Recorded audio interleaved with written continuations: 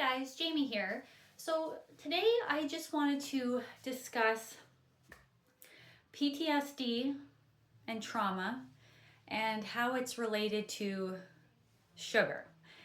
Um, so most people at some point have experienced PTSD or some form of trauma. Um, Especially in the world we live in today over the last 5 years, I feel like most people have experienced it. Some of us have experienced trauma from our childhood that really has negatively impacted us.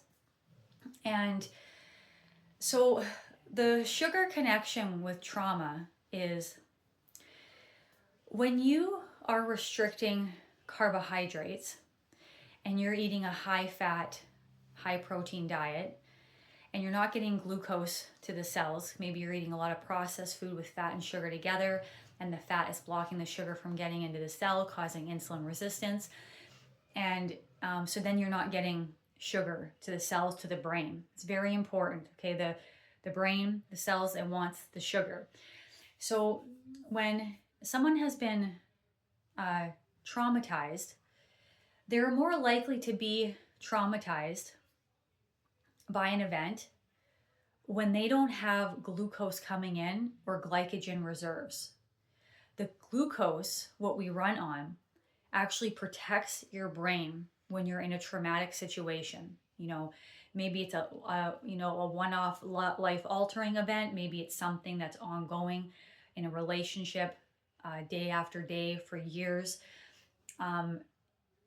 So it's more likely that you will be traumatized when you aren't getting sufficient glucose to the brain. The sugar protects the brain from being traumatized by life events, or you can even say the soul, so to speak. It's protecting your soul, because our soul gets traumatized. So if you're restricting carbohydrates, you're actually more likely to be traumatized by something. And I wish I had known this information a long time ago, because I myself have experienced some PTSD from childhood events, and there's nothing you can do about that as a child. We don't know, what to eat, or our parents are feeding us. Like it's nobody's fault. But yeah, I wish I had that information because I'm sure you all know, when you're traumatized, especially at a young age, how it just really controls how you live, kind of like how your personality develops. There could be, you'll kind of go through life avoiding certain people, places, things based on your triggers, depending on what it was that you experienced or went through. And I wish I had this information way back when, or even 8 years ago. And it would have been so helpful. But now I know. And this information that I have received, or that I've read about over the last 6 years, is from It's Info in his books.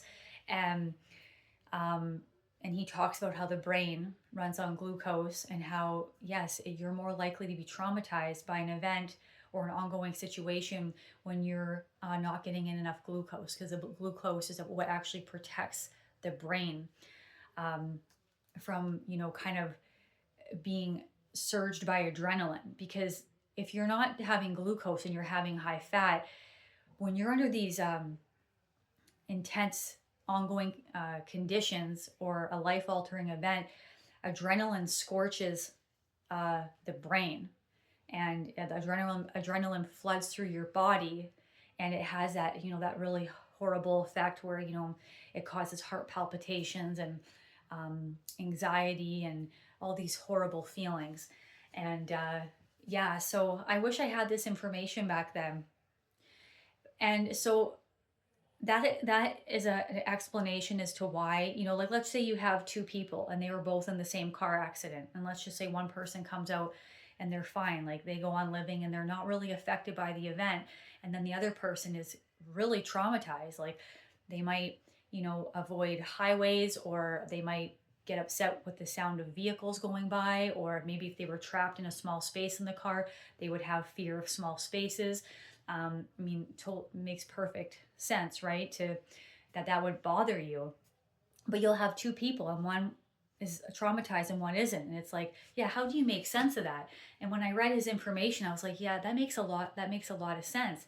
And so to protect yourself from being traumatized, and having these horrible PTSD symptoms, is to try to get in as much glucose as possible, because it will protect your brain. And also too, you want to get in mineral salts, like things like, and sodium, like things like celery, cucumber, spinach, or maybe even some herbs. Like that's another part of the equation too. And to protect your brain and your nervous system, and your neurotransmitters. And it made so much sense when I read this information, and I actually put it into practice. And I had something come up 2 years ago that really should have traumatized me, and it went on for a couple of days.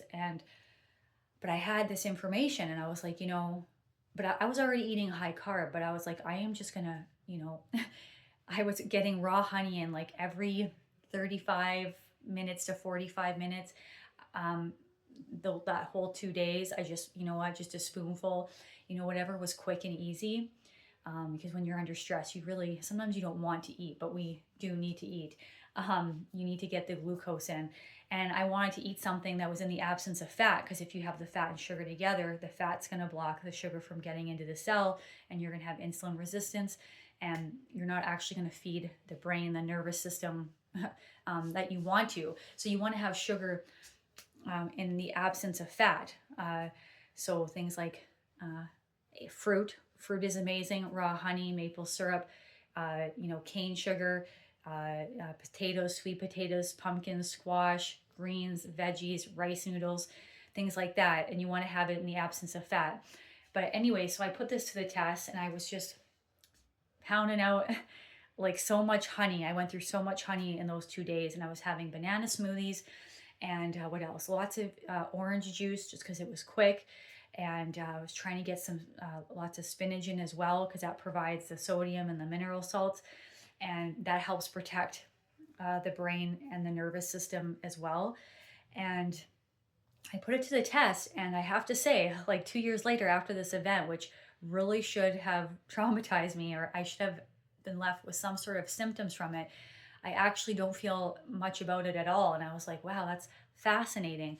And it makes sense that, the brain and every cell in the body runs on glucose, sugar, carbohydrates. And when you actually give your body what it needs, your brain what it needs, it will protect you.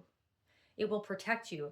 And so for anybody who has suffered PTSD or trauma and has symptoms, like I've had symptoms throughout my life, and when I went high carb, low fat, they greatly reduced. I'm not saying that those symptoms are perfect, but they have greatly reduced. Like some of them are almost non-existent. The only one that I still have, it is to a lesser degree, is dissociation.